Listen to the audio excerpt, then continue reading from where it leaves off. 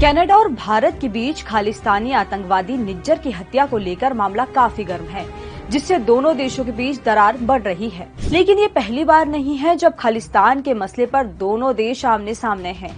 पिछले 4 दशकों से भारत और कनाडा के बीच किसी न किसी खालिस्तान समर्थक की वजह से आपसी तनाव बढ़ा है। बात 1980 की है, जब पंजाब में खालिस्तानी उग्रवाद बढ़ रहा था। तब खालिस्तानी तलविंदर सिंह परमार का नाम पंजाब में 2 पुलिस अधिकारियों की हत्या में सामने आया, जो कनाडा भाग चुका था।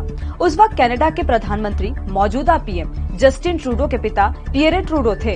इंदिरा गांधी ने पियरे ट्रूडो से कहा था कि वो तलविंदर को भारत को सौंप दे, लेकिन पियरे ट्रूडो ने ऐसा करने से साफ इनकार कर दिया था, जिस पर इंदिरा गांधी काफी नाराज हुई थी। फिर 3 साल बाद जून 1985 में कनाडा के मॉन्ट्रियल से एयर इंडिया का प्लेन लंदन होते हुए बॉम्बे जाना था, जो रास्ते में ही ब्लास्ट हो गया था। इस हादसे में कुल 329 लोगों की मौत हुई, जिसमें 270 कनाडाई नागरिक भी शामिल थे, और इस हमले का मास्टरमाइंड खालिस्तानी तलविंदर सिंह परमार था।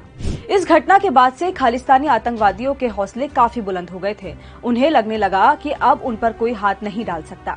सीनियर जर्नलिस्ट टेरी मिलवेस्की अपनी किताब blood for blood 50 Years of Global Khalistan project में लिखते हैं कि वर्ल्ड सिख ऑर्गेनाइजेशन की स्थापना अमेरिका के मेडिसन स्क्वायर गार्डन में हुई थी। इस दौरान खालिस्तानी नेता अजीत सिंह बागरी ने अपनी स्पीच में कहा था, हम तब तक चैन से नहीं बैठेंगे जब तक 50,000 हिंदुओं को न मार दें। साल 2006 में कंजर्वेटिव पार्टी के नेता स्टीफन हार्पर कनाडा के पीएम बने, जिसके बाद भारत और कनाडा के बीच रिश्तों में सुधार हुआ। लेकिन 2007 में एक घटना ने फिर से कनाडा की राजनीति में खालिस्तानियों के दखल को उजागर किया। इस दौरान कनाडा के सारे शहर में दशमेश गुरुद्वारे से बैसाखी के दिन एक परेड निकाली गई, जिसमें 329 लोगों की हत्या के जिम्मेदार तलविंदर सिंह परमार की मालाओं से लदी तस्वीरें लहराई जा रही थी। इस रैली में तलविंदर सिंह परमार का बेटा और 2 प्रमुख खालिस्तानी नेता स्टेज पर कनाडा के नेताओं के साथ खड़े थे। पिछले 10 सालों में सिख अलगाववादियों को कनाडा की राजनीति में घरेलू मुद्दे को प्रभावित करने के लिए पर्याप्त जगह दी गई। 2010 में भारत के प्रधानमंत्री मनमोहन सिंह G20 देशों के सम्मेलन में हिस्सा लेने के लिए कनाडा गए।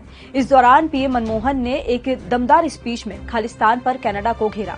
हालांकि कनाडा के नेताओं पर इसका कोई असर नहीं हुआ। लेकिन नवंबर 2015 में जस्टिन ट्रूडो के कनाडा के पीएम बनने के बाद 30 सदस्यों वाली कैबिनेट में 4 सिख मंत्री बने, जिनमें कुछ सिख मंत्री खालिस्तान से जुड़ाव रखते थे।